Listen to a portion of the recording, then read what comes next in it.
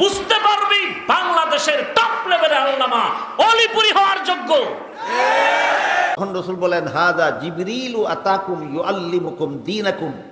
জিবরিল ফেরেশতা এসেছিলেন আমাকে প্রশ্ন করবেন আর আমি জবাব দেব, এর মাধ্যমে তোমরা তোমাদের দ্বীন শিখে নেবে। কসম করে বলছি, অলিপুরির বয়ান শোন কানে লাগায়া, যদি মাথা বিবেক ঠিক থাকে বুঝতে পারবি বাংলাদেশের টপ লেভেলের আল্লামা অলিপুরি হওয়ার যোগ্য। কি লেখে? আল্লামা লেখার যোগ্যতা সকলের নয়।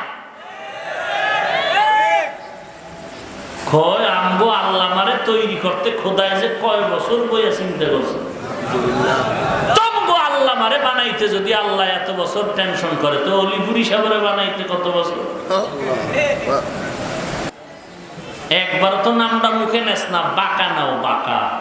এত হিংসা যদি থাকে জান্নাতে ঢুকবি কোন দরজা দিয়া?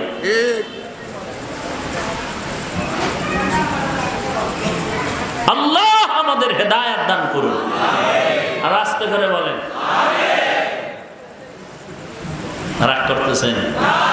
আর একটু আগাবো সামনে।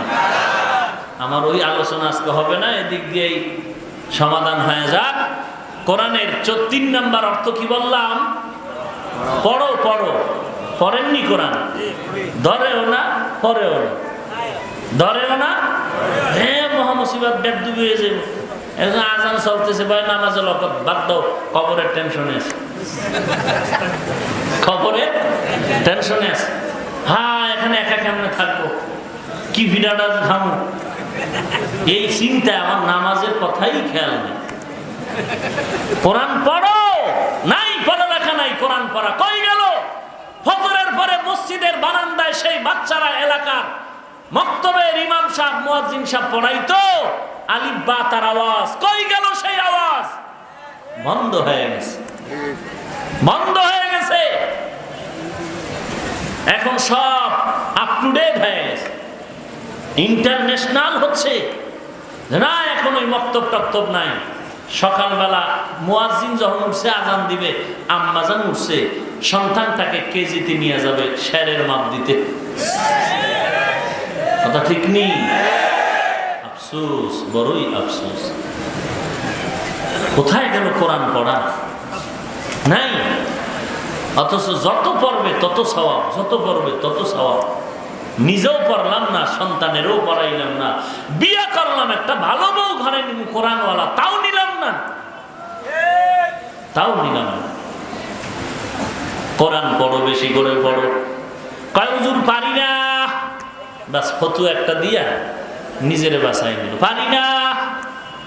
আল্লাহ যেদিন গলায় টিপ দিয়ে বলবে পারি না, বললি কেন? পারার চেষ্টা করো নাই কেন? মাদ্রাসার অভাব নাই কেন?